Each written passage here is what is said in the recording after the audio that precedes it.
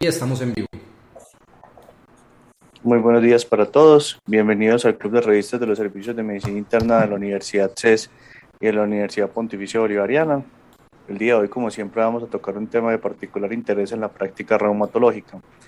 Nos acompaña el doctor Sebastián Herrera.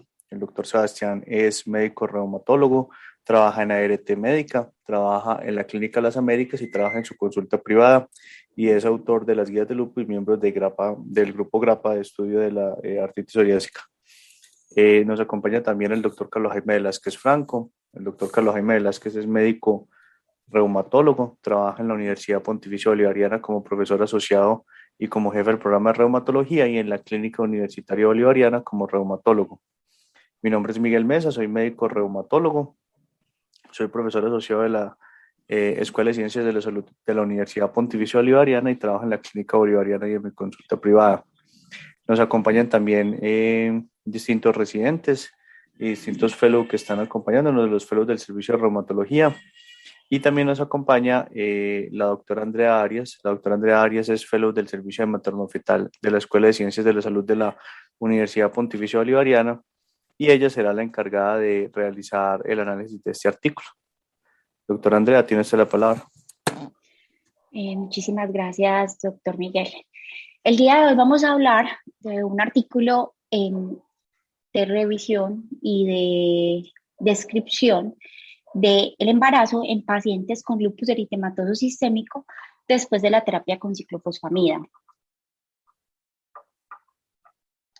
Este artículo fue realizado y aprobado para su publicación en mayo del 2021 del Departamento de Reumatología del Einstein Medical Center de Filadelfia, Pensilvania, en los Estados Unidos, y del Departamento de Reumatología de Emory University en Atlanta, Georgia, en los Estados Unidos. Como introducción, entonces, sabemos que las mujeres con lupus eritematoso sistémico y que están en edad reproductiva tienen un aumento de la morbimortalidad. Esto dado pues, por la presencia de enfermedad severa durante la gestación, como es, por ejemplo, la nefritis, las manifestaciones neuropsiquiátricas y el aumento del riesgo cardiovascular.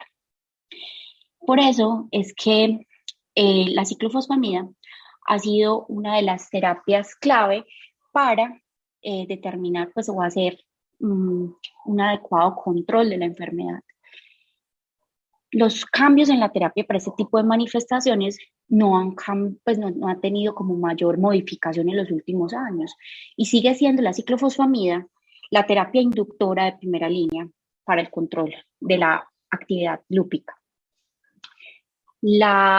Cuando vemos y comparamos, por ejemplo, el uso de ciclofosfamida con el micofenolato, vemos que la tolerabilidad es mejor, la disponibilidad del medicamento es mejor y el precio, pues comparado con el micofenolato, es mejor.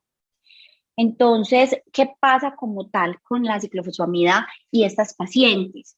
De por sí, hay una disminución de la reserva ovárica, esto es generalizado para muchas de las enfermedades autoinmunes. En el lupus como tal es dado por la presencia de anticuerpos contra el ovario, pero el uso de la ciclofosfamida aumenta este riesgo y no solamente el riesgo pues, de falla ovárica primaria, sino también de la pérdida fetal y malformaciones congénitas. ¿Y qué vemos que está asociado a esto? La edad de inicio del medicamento, es decir, mujeres mayores de 30 años, cuando se inicia pues como el medicamento, la ciclofosfamida, tienden a tener mucha más falla ovárica y la mayor dosis acumulativa del medicamento también tiene pues, que ver con esto. Con el advenimiento pues, como de nuevas terapias en la parte de fertilidad, vemos que hay varias opciones para estas pacientes, como es la preservación de ovocitos, el uso previo a la aplicación de la ciclofosfamida de análogos de la GnRH, pero pues estos últimos tienen un uso controversial por los efectos adversos, tanto pues como molestos para la paciente como para la salud de la paciente. Entonces, en este estudio, es un estudio descriptivo, se hizo pues como con toda la parte de la historia clínica, viendo pues como de manera retrospectiva y analizando las pacientes en un periodo desde el 2000 hasta el 2018 con diagnósticos, pues, diagnóstico de lupus en el CIE-10, o sea, codificados con el CIE-9 y el CIE-10 en las bases de datos de los departamentos de reumatología anteriormente mencionados. Inicialmente vieron que con estos códigos tenían 444 pacientes que recibieron ciclofosfamida, pero pues se hizo un filtro y que vamos a mencionar más adelante, y de estos sacaron 157 mujeres. De ahí se analizaron las características demográficas, el perfil serológico de las pacientes, la edad al momento de la infusión de ciclofosfamida, el momento de la gestación posterior a esta infusión, es decir, cuánto tiempo demoraron en quedar embarazadas desde el momento en que se hizo pues el último tratamiento con ciclofosfamida. Si tuvieron diagnóstico de falla ovárica primaria, dosis acumulativa total de la infusión de ciclofosfamida, y el objetivo principal era identificar el impacto de la exposición a la ciclofosfamida en la fertilidad y los resultados del embarazo. Esto como tal para tener pues o dar una mejor consejería a estas pacientes. Entonces sabemos que se describieron pues como estas pacientes, las pacientes que cumplieron con esos criterios, pues fueron de nuevo filtradas con los criterios de clasificación para les tanto de la hablar como de la Sociedad Americana de Reumatología. Se vieron también qué pacientes habían tenido consejería en fertilidad y el uso de anticoncepción al momento del inicio de la ciclofosfamida, y esto es dado porque la anticoncepción es un factor protector en estas pacientes, lo voy a explicar más adelante. También se identificaron los factores de riesgo individuales que pudieran impactar en el riesgo de la falla ovárica o de los resultados en la gestación. Para eso se hicieron regresiones múltiples analizadas por ANOVA y se miraron cuáles eran los valores P significativos para hacer la comparación y mirar cuáles eran esos factores que pudieran afectar en el resultado del análisis. En cuanto a los resultados, pues primero pues, identificar qué pacientes se excluyeron. 97 pacientes no cumplían los criterios de clasificación para el lupus eritematoso sistémico, 63 pacientes que no se les pudo realizar un seguimiento adecuado, entonces se excluyeron, 69 pacientes eran hombres, y 54 pacientes excluidas estaban o en posmenopausia o tenían una histerectomía total previa al primer ciclo de ciclofosfamida. Esta es la tabla que vamos a analizar. Es una tabla pues meramente descriptiva, pero hay varias cositas como que llaman mucho la atención, y en ellas está, por ejemplo, las pacientes que recibieron terapia con micofenolato previo al embarazo, y pues obviamente que habían recibido también la terapia con ciclofosfamida. Vemos que de las pacientes que estaban o quedaron en embarazo, que fueron un total de 23,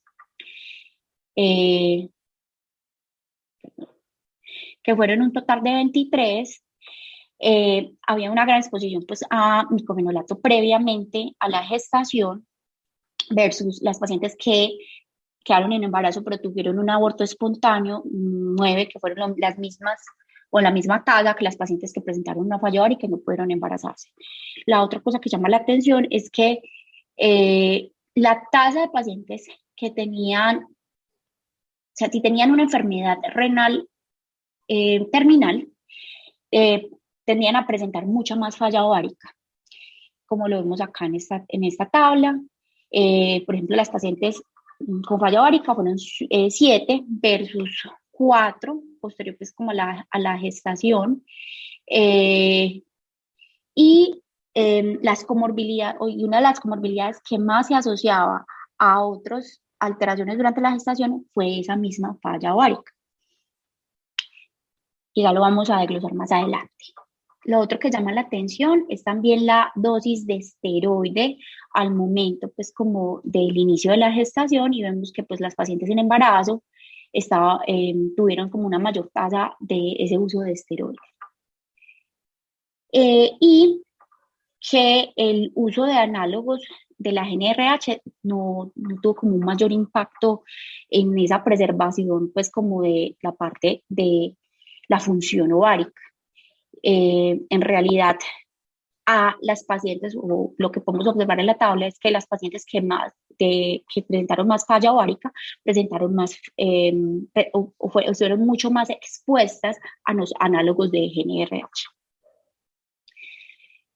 Lo otro, pues, importante, y esto es algo que ellos mencionan en la discusión, es que una de las cosas, pues, que vemos es que a mayor tiempo desde la exposición a la ciclofosfamida y el momento de la gestación, pues mayor tasa de probabilidad de éxito de esa gestación. Como lo podemos ver acá, esto era en meses, 48.4% meses versus un 30.5 meses de las pacientes que tuvieron un aborto espontáneo. Esto está explicado o podría ser explicado por efectos teratogénicos del fármaco.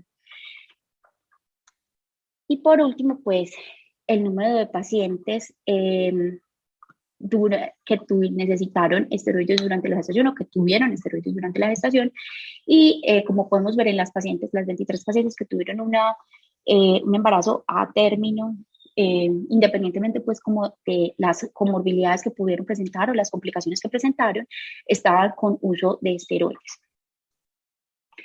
En cuanto al perfil serológico, 9 de las 23 pacientes que se embarazaron y tuvieron un parto pues hasta el final, tenían al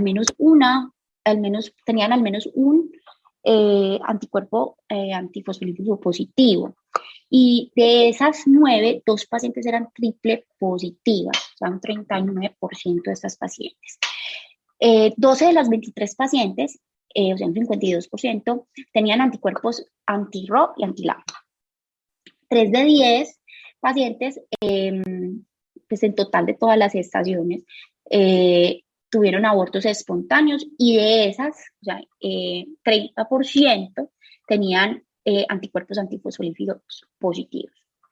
4 de 10 pacientes tenían triple positividad, o sea, un 40% de las que abortaron tenían triple positividad para antifosfolípidos.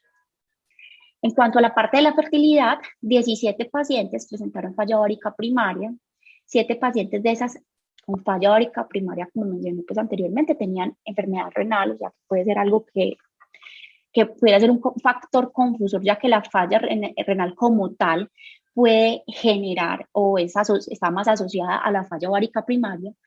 El 94% de las pacientes que tuvieron falla ovárica recibieron asesoría frente a los efectos de la ciclofosfamida, y como tal, del total de las pacientes del estudio, el 59.8% recibieron asesoría en fertilidad y 87 pacientes, o sea, un 55.4% tenían documentado uso de anticonceptivos al momento del inicio de la ciclofosfamida.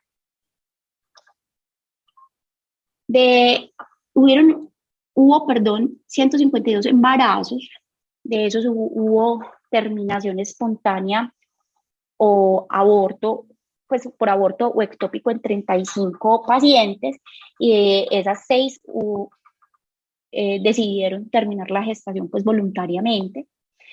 Entonces en total hubieron 23 casos con neonatos vivos, de ahí desglosaron pues esto y 13 fueron a término y 10 pretérmino, digamos que es una de las complicaciones pues como en el embarazo, la parte del parto pretérmino, y vamos a ver que de estas 6 pacientes tuvieron hipertensión gestacional asociada. De las pacientes que recibieron que recibieron los ciclos de ciclofosfamida, 37 pudieron embarazarse en realidad después de la administración de esta. Y cuando fueron a mirar la asociación de las malformaciones congénitas al momento del nacimiento, ninguno de los neonatos presentaba ninguna malformación. Pero vamos a ver que pues hay como algo que va en contra como de los buenos resultados de eso, y es que no hubo un seguimiento posterior para mirar pues, si habían otras alteraciones.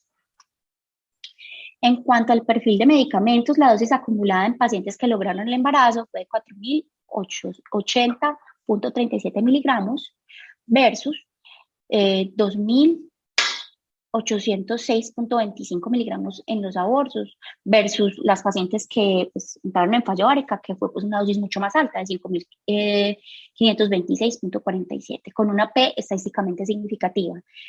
Mientras que pues, el tiempo entre la gestación y el uso de la ciclofosfamida fue mayor en las pacientes que tuvieron una gestación a término versus el grupo que pues, terminó en un aborto espontáneo con una P también sí, estadísticamente significativa. De estas pacientes, un 61% requirió el uso de esteroides, que ellos definieron como el uso de prednisolona o el equivalente a 10 miligramos o más en el año anterior al embarazo. Y de esas pacientes, casi un 61% tuvieron un buen resultado perinatal. Es decir, pues tuvieron un parto con un neonato vivo. Y solo 5 de 10 pacientes en el grupo de aborto espontáneo estaban con el uso de esteroides en el año previo a dicha gestación, lo que pues lo hace a uno pensar si en realidad pues tiene que ver el uso de esteroides y no solamente pues como la exposición a la ciclofosfamida o el mayor tiempo de exposición a la ciclofosfamida. El 91.3% de las pacientes que se embarazaron y tuvieron pues como su parto pues con un neonato vivo, o sea, 21 de estas pacientes tuvieron uso concomitante con el micofenolato versus el 90% de abortos, pues de los que tuvieron abortos espontáneos. Y 28 pacientes en total recibieron agonistas de la GnRH previo a la infusión de la ciclofosfamida, o sea que 4 de 17 pacientes, un 23.5% de las que se desarrollaron fallo árica primaria versus solo un 13% de las que lograron embarazo, o sea, pensando mejor que que la terapia con agonistas de la GnRH de pronto no fue tan efectiva en estas pacientes. Otros factores, como habíamos mencionado, que pudieran afectar y de pronto, pues, decir que pudieran tener un impacto sobre, pues, como lo que estábamos viendo, fueron la raza, el perfil serológico, la exposición a esteroides o al uso de micofenolato, la edad al momento de la infusión de ciclofosfamida, el tiempo desde la infusión de la ciclofosfamida y el embarazo. Y pues, cuando se hizo el cálculo con ANOVA, que es pues, el modelo de regresión, no fue estadísticamente significativo sobre el impacto frente a las que se embarazaron versus a las que tuvieron un aborto espontáneo, una varianza casi del 50%, pero cuando lo vemos frente a las pacientes que tuvieron una falla ovárica primaria versus las que preservaron su fertilidad, el factor, o sea, vieron que la varianza y la acumulación al tomar estos factores, el factor decisivo que hizo que fuese estadísticamente significativo fue la dosis acumulativa de ciclofosfamida, siendo pues el mayor impacto y teniendo una varianza de 39.58%. Y cuando también evaluaron factores de riesgo individuales como la edad al momento de la gestación y el tiempo entre la infusión de la ciclofosfamida y el embarazo, pues fueron estadísticamente significativos. En la discusión, ellos mencionan pues que obviamente la ciclofosfamida es un medicamento que se debe de utilizar en estos casos, en pacientes con daño de órgano pues importante y que pues es un medicamento teratogénico. Entonces, las revisiones que hay hablan de las alteraciones esqueléticas y del tubo neural que se han encontrado pues en animales, pero cuando lo vemos, pues, o lo que pudiese pasar en los seres humanos, sabemos que primero pasa a líquido amniótico y leche materna, y que eso pudiera generar un daño al DNA fetal, que traducido pues a lo que hemos visto en la parte pues como de la observación que hemos visto de las pacientes que han estado expuestas a ciclofosfamida, y pues que se han embarazado, hablamos de retardo en el crecimiento, abortos, defectos del tubo neural, defectos del labio palatino, microcefalia, hipoplasia digital, específicamente los pulgares, y defectos de la formación de los pabellones auriculares. ¿Por qué? Porque la ciclofosfamida se acumula en los tejidos. Entonces, una de los caballitos de batalla de, bueno, si usted está utilizando ciclofosfamida y queda en embarazo, pues lo debe suspender, pero a tener en cuenta que se acumulan los tejidos. Y al acumularse los tejidos, pues si usted pues obviamente lo tiene que suspender, pero ya va a estar ahí el medicamento. Entonces estos efectos adversos generan duda al momento del uso del medicamento, pues, pero son necesarios en específico para esas pacientes con daño renal o con afectaciones al sistema nervioso central. ¿Y por qué se genera eso? Porque pues en esos primeros, en esas primeras semanas de la gestación, que se da pues como toda la formación del blastocisto y que es tan crítica para la formación de todos los órganos y tejidos, pues se daría la ley del todo nada o va a generar un daño que puede llevar pues a malformaciones congénitas o va a generar, en este caso, pues un aborto que lleva pues, o simplemente no va a generar nada. Entonces es algo que sabemos que todavía lo están observando, que hemos visto que las pacientes que han estado expuestas a, con, mayor, con mayor tiempo entre su gestación y el momento en que se generen, pues, o que hayan estado expuestas a la ciclofosfamida, van a tener menores tasas de estas complicaciones.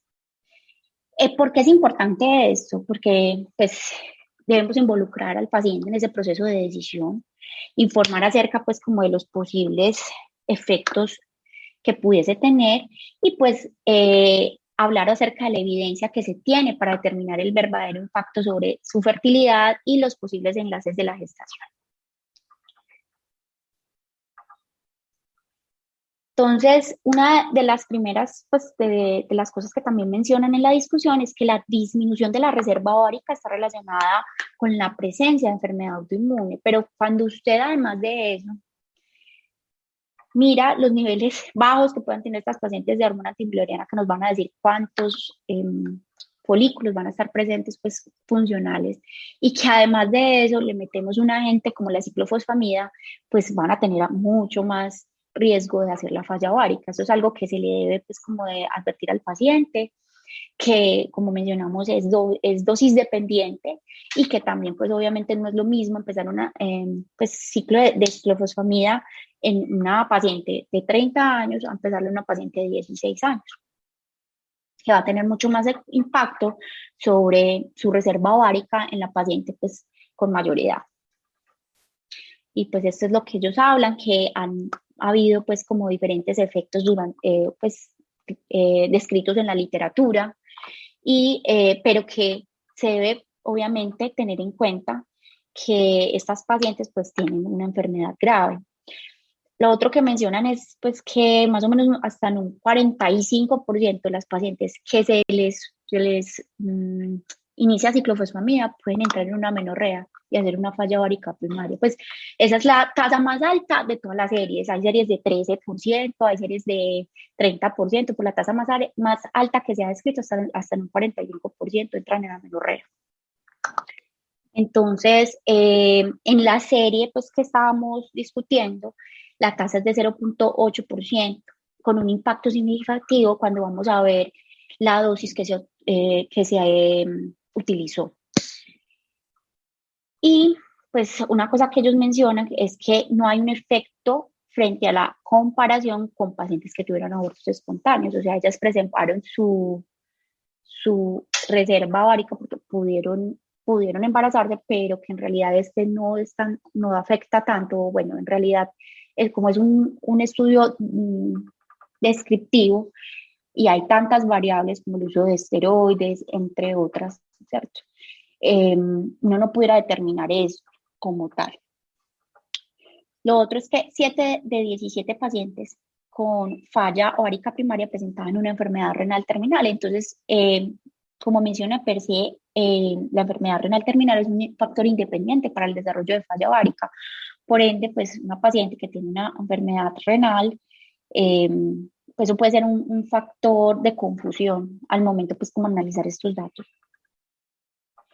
Lo otro, pues, que se menciona es que eh, em, el lupus como tal puede generar una alta morbilidad, sobre todo cuando está asociado a nefritis y actividad durante la gestación. Y esto además, pues obviamente de aumentar el daño que puede haber sobre la paciente, puede aumentar la tasa de complicaciones en la gestación. Entonces, hablan también de la exposición a la ciclofosfamida durante la gestación y que la evidencia habla de, pues, de una tasa de aborto espontáneo hasta de un 37%. Cuando lo comparan con lo visto en este estudio fue de un 27%, y no hay un efecto pues, frente al aborto como tal y la tasa acumulativa del medicamento. Y a tener en cuenta otras comorbilidades, como mencioné, la enfermedad terminal renal, el uso de esteroides, los IEC, los medicamentos teratogénicos y otros factores que pueden influenciar sobre las complicaciones asociadas en el embarazo y posibles malformaciones en los fetos, por ejemplo, el uso de IECA, la presencia de anticuerpos antirrubia, anti-LA, anticuerpos antifosfolípidos. Entonces, al analizar pues como las series que hay en la literatura versus esta, lo que más pudiese impactar sobre la gestación, sobre todo cuando lo comparamos con la tasa del aborto espontáneo, sería el tiempo de exposición, la dosis, o sea, la dosis acumulativa y el tiempo posterior a pues a esa exposición para la gestación, que ellos vieron que era, pues, cuando lo comparaban, tenía una P estadísticamente significativa. Cuando vieron las pacientes que se pudieron embarazar y tuvieron su parto, con complicaciones o no, pero que tuvieron un neonato vivo, el tiempo promedio fue de 3 años entre el embarazo y la exposición a la ciclofosfamida, perdón. La otra cosa que mencionan es pues acerca pues como de las conductas para la conservación de la fertilidad y la importancia de la asesoría previa al uso del medicamento. Pues es importante pues incluir a la paciente, como tratar como de explicarles cuáles son las alternativas que se tienen frente a pues tener que utilizar la ciclofosfamida, porque en realidad tiene una enfermedad muy grave, y el uso de ciertas terapias que pudiesen ayudar a preservar su fertilidad. Pues el uso de agonistas como tal es aún muy controversial por esos efectos adversos, y como vimos en la serie, pues en realidad no tuvo un impacto frente a cómo les puede, o sea, si les puede mejorar a las pacientes. En realidad no podemos determinar eso porque, como mencioné, hay muchos factores de confusión, pero pues pudiera ser una opción mencionándole a las pacientes como toda la parte de los efectos adversos asociados. Otras alternativas que ya tenemos frente a la preservación de la fertilidad, que ya están disponibles, como es, por ejemplo, la, la parte de la congelación de los óvulos, eh, entre otros. ¿Cuáles fueron entonces las limitaciones del estudio? Primero, la ciclofosfamida no solamente afecta la fertilidad en las mujeres, no se evaluaron los pacientes de sexo masculino para poder observar el impacto de la ciclofosfamida sobre la fertilidad. Solo se evaluaron alteraciones congénitas prenatales o inmediatamente posteriores al parto, pero no se hizo un seguimiento adecuado postnatal a largo plazo, como por ejemplo la presencia de retraso en el neurodesarrollo, presencia de inmunodeficiencia o malignidad en estos neonatos, y pues que es un pequeño número de pacientes, y el aporte pues a la literatura sí es importante, pero pues uno no puede sacar tantas conclusiones de aquí porque es un estudio meramente descriptivo, aunque puede ser útil en la consejería de las pacientes, y pues así uno tiene de dónde pegarse para poder incluir a las pacientes en las decisiones de su tratamiento. Y en cuanto a las conclusiones, pues aproximadamente un 23% de las pacientes que recibieron ciclofosfamida tuvieron un aborto espontáneo. Entonces, pudiese estar implicado el tiempo eh, menor entre la aplicación y el momento de la gestación, pero como mencioné anteriormente, pues hay muchos factores, el uso de otras terapias, la presencia de ciertos anticuerpos que pudieran pues como ser factores confusores para uno sacar una conclusión como la que ellos pues mencionan. Y la asociación a falla árabe, que eso sí lo sabemos y está escrito pues en otras series, con mayor dosis acumulativa y mayor edad al momento de la terapia con la ciclofosfamida.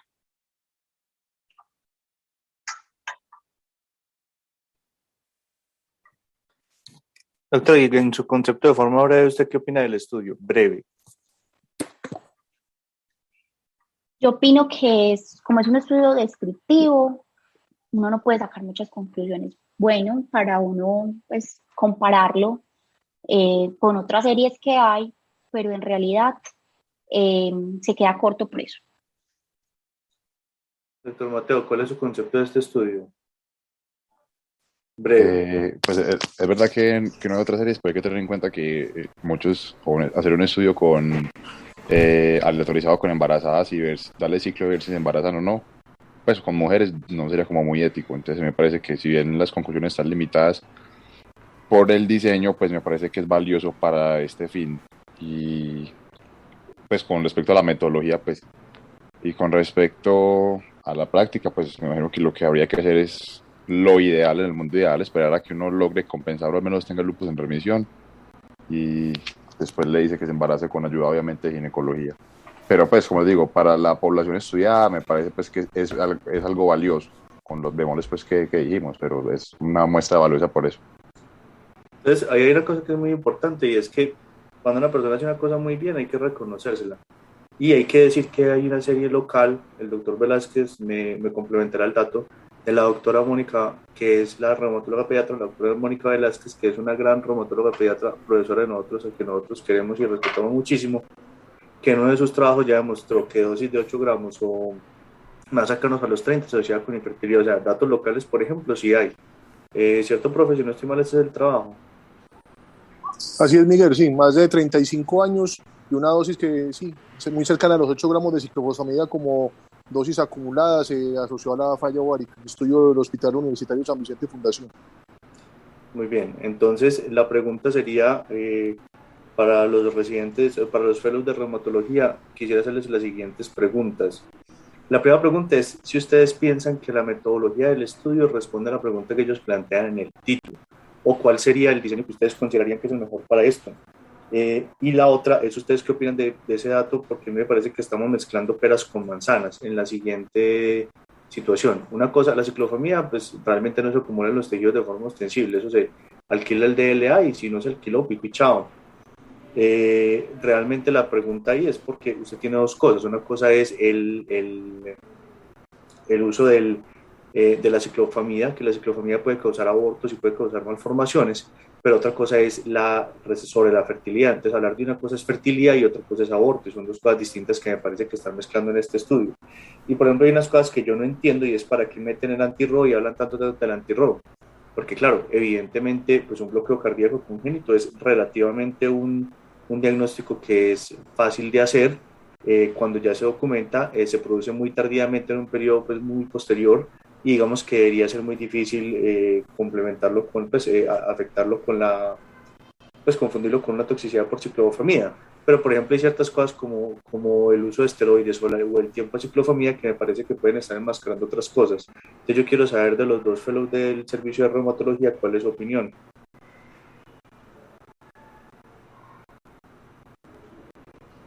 Profe, pues primero que este estudio tiene demasiados sesgos, demasiados como para poder llegar a conclusiones de algo. Pues me parece un estudio con demasiadas fallas metodológicas, donde de verdad hay demasiadas mezclas, donde uno no puede sacar ninguna conclusión. No me gustó el estudio por tal. Creo que hay muchas cosas que preguntarse. Uno es la edad de los que tenían los pacientes. Realmente no era estadísticamente significativo el tiempo entre el uso de ciclofosfamida y el tiempo de embarazo. La P no es estadísticamente significativa y tampoco tenemos un intervalo de confianza ni nada que nos diga qué tanto aumentó el riesgo la ciclofosfamida. O sea, era netamente diferencia intergrupales. ¿Usted cree que un casos y controles hubiera dado una respuesta mejor o no? Yo creo que un estudio pareado hubiera dado una mejor respuesta. Porque la otra cosa que lo voy a dejar en el tintero para ahorita cuando lleguemos a los profes es que realmente a mí me parece que es como diría, usted diría el doctor Santiago, es una tautología. Porque si usted se pone a ver, mire que, claro, a más tiempo de ciclofamida mejor pronóstico, pero más tiempo de ciclofamida puede indicar un lupus más controlado. Y está demostrado ya ampliamente que 6 meses de control de la enfermedad, incluso un año para ciertas manifestaciones, provee mejores resultados. Entonces me parece que este estudio es absolutamente bueno en absolutamente nada. Y no solamente eso, sino que adicionalmente a ese problema, por ejemplo, con las malformaciones. Yo realmente pienso que las malformaciones que produce la ciclofamida son más o menos evidentes ya al momento del nacimiento. Pues trastornos neurocognitivos o el neurodesarrollo no hubiera pasado. Y creo que realmente poco hubiera aportado, excepto que hubieran hecho más cosas mal el seguimiento hacia los padres, el seguimiento a largo plazo, porque me parece que está inherentemente sesgado. A veces me parece que esa tendencia que tienen algunos estudios a tirar datos con ANOVA y a tratar de buscar asociaciones, de hecho esto ni siquiera puede mostrar causalidad, esto no es un estudio para mostrar causalidad, entonces hay que tener mucho cuidado porque a veces los estudios nos inducen a creer que hay una causalidad y no hay causalidad, esto no es un estudio para causalidad. Entonces, Estadístico es cuando uno encuentra una diferencia entre los grupos, es después mirar, comparar cada uno de los grupos, a ver realmente cuál fue la diferencia y cuál es el tamaño del efecto de la diferencia. No solamente decir si hay una diferencia entre los grupos y ya, sino y la otra cosa, hacer un análisis diferente. Y la otra cosa que también es clara es que, pues, lo que ya dijimos, hay algunos cofactores como la falla renal que son muy importantes. La edad, obviamente, es muy importante. O sea, aquí estamos entrando con un montón de datos que ya se conocía y me parece que ellos intentaron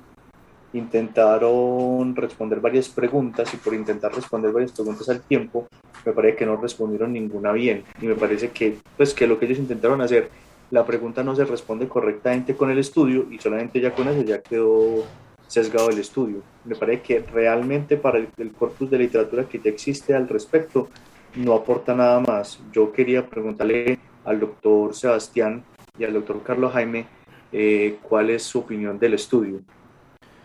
Pues Miguel, el estudio para la pregunta no es, o sea, comparar tomando de lo que vos habías dicho, si ya es exótico que un paciente en esta época, o al menos en los últimos 5 años, esté en mantenimiento con ciclofosfamida. Entonces ya de por sí entras con un sesgo gigante porque el paciente que más tiempo lleva sin ciclofosfamida probablemente será el que más tiempo lleva en remisión. Si el paciente que más tiempo lleva en remisión porque no está recibiendo ciclofosfamida probablemente tendrá un mejor pronóstico del embarazo por todas las cosas que ya sabemos. Entonces ahí no, pues, aunque sí, la dosis acumulada tiene que ver con la parte de daño, con la parte del pronóstico del embarazo, aunque la dosis acumulada va a tener algo que ver con fertilidad, pues este estudio no te permite revisar eso, porque ya de por sí tienes pacientes que llevan más tiempo sin ciclofosfamida, probablemente porque estaban en remisión y porque tenían mejor control. Hubiera sido más interesante para la pregunta que ellos tenían, era comparar quiénes recibieron alguna vez ciclofosfamida y quiénes no recibieron ciclofosfamida y de esos en una clínica de fertilidad, cuántos llegaban a un embarazo exitoso o no. Porque es que ya me empezás a hablar de fertilidad, pero después me pones abortos y sacan datos muy bacanos que refuerzan cosas que uno ya sabe de la literatura, la triple positividad de anticuerpos antifosfolípido, como dan un mal pronóstico del embarazo. O sea, hay unos datos muy bacanos que refuerzan que ya conocemos, pero que no era el objetivo de este estudio y que no responden lo que ellos estaban preguntando. Entonces, hay datos interesantes para otras cosas que no estaban preguntando y no era el estudio para eso. Y nuevamente, pues ahí uno tiene que hacer énfasis, ciclofosfamida es muy buena cuando uno lo necesita, pero cuando uno no lo necesita, cuando hay otra opción, idealmente escoger otra opción cuando uno está hablando de fertilidad, pero teniendo en cuenta que este no es el estudio para dar esa respuesta o esa recomendación. Profe Carlos. Sí, que no, de acuerdo, creo que sí. El diseño no responde a la pregunta del estudio, pues creo que me corregirá de pronto Diana o Diego en el sentido de lo de los casos y controles. Creo que sería pues como el diseño adecuado para responder a la pregunta. Sí, en general es mucha confusión, es información redundante, hay sesgos de confusión. Pues yo en general mi concepto personal, pues independiente del estudio, es que en general cuando hay que utilizar ciclofosfamida, uno la utiliza, quedando uno un poquito más tranquilo en el primer trimestre del embarazo, Me parece que a veces es un punto delicado lo de la parte de la asesoría previa a la ciclobosfamia. Yo creo que a veces hay que dar una información pues general, pero obviamente sopesando el por qué uno pone ciclobosfamia, y siempre será una situación grave, a veces cuando se recalca mucho y no se hace un balance en el consentimiento a las pacientes de este riesgo y se le da mucha importancia, muchas pacientes van a desistir. En una época donde yo trabajaba, pasaba eso, donde pues, o sea, uno leía ese consentimiento y uno no se ponía por la ciclofosfamida porque se hablaba de ese porcentaje tan alto que mencionó Andrea de falla ovárica. Entonces yo creo que cuando hay que utilizarla, pues en general pues me tocó ver una paciente que confundieron pues una asitis lúpica con un embarazo y recibió 6 cursos de ciclofosfamida y la niña tenía una atresia esofágica. Pues fue lo único que me tocó ver así, obviamente, y siempre pedir una prueba de embarazo antes de que uno pues aplique ciclofosfamida. Pero sí, no me aporta nada diferente, no me responde la pregunta de investigación, ni el diseño, ni las conclusiones del estudio. Doctor Carlos Jaime, una pregunta. ¿Usted se acuerda de pronto en el dato, el doctor, si no estoy mal, el doctor José Raúl Lambertino, fellow de materno fetal, hizo un artículo de lupus con las embarazadas? ¿Usted se acuerda más o menos cuál era el porcentaje de pacientes que eran embarazo deseado? Que yo no recuerdo muy bien ese dato, creo que era un valor bajito, como el 20%, pero no lo recuerdo. Sí, era 80-85% no planeado y era un porcentaje muy bajo, 20% pues de lo menos del 20%. Sí. Menos del 20% de embarazos deseados, como Ajá.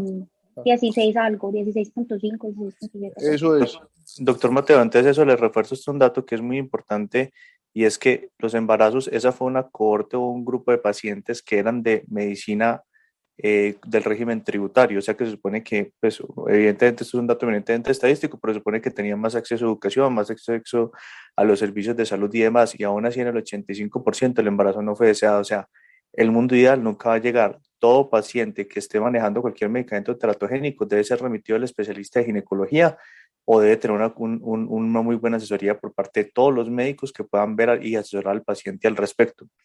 Porque también Sebastián y Carlos Jaime lo confirmarán también, que cuando usted le dice al paciente que no puede quedar en embarazo con ciclofamida, a veces el paciente entiende que es imposible porque la ciclofamida le está haciendo la planificación familiar y usted le está queriendo decir que puede ser teratogénico. Y se lo digo porque yo he visto casos así que el paciente dice, es que era que me hacía daño al bebé, yo pensé que era que me protegía del embarazo. Entonces en eso hay que tener cuidado. Y yo creo que para terminar, simplemente eso se lo recalca a uno mucho el doctor Jorge Donado, que es un epidemiólogo que trabaja con el programa de medicina interna de la Universidad Pontificia Bolivariana, y es que él hace ciertas preguntas, y la primera pregunta que uno se tiene que hacer es si realmente la pregunta del estudio se resolvió con la metodología. Si ya de entrada lo que dice Sebas, si ya de entrada no se resolvió, no hay nada que hacer, o sea, ya el estudio está completamente fallado. Habrá datos interesantes que le sirven para otras cosas, pero claramente ya se perdió. No sé si el doctor Sebastián o el doctor Carlos Jaime quieren decir algo más para terminar. No, de pronto reforzar que pues cuando toca utilizar ciclofosfamida en el contexto de lupus y embarazo, pues hay que hacerla porque son situaciones graves, amenazantes de la vida, y obviamente pues con un consentimiento de la paciente adecuado. Y creo que pese a que es un estudio de 2006, el estudio de Mónica Velázquez, creo que sigue siendo muy válido tener en cuenta la edad y la dosis acumulada de la ciclofosfamida para dar un dato mucho más confiable y que se ajusta mucho a nuestra realidad, y que pese a 14, 15 años de ese estudio, la información es muy relevante y sigue siendo válida. Sí, profe, es un clásico. Es un clásico que responde lo que este estudio ya respondió, lo respondió hace ya varios años. Con esto pues le agradecemos a la doctora por la preparación del artículo, le agradecemos a todos ustedes por los valiosos comentarios, a las personas que nos escuchan por su asistencia, y no nos queda nada más que decir gracias totales. Feliz noche para todos. Feliz noche. Hasta luego.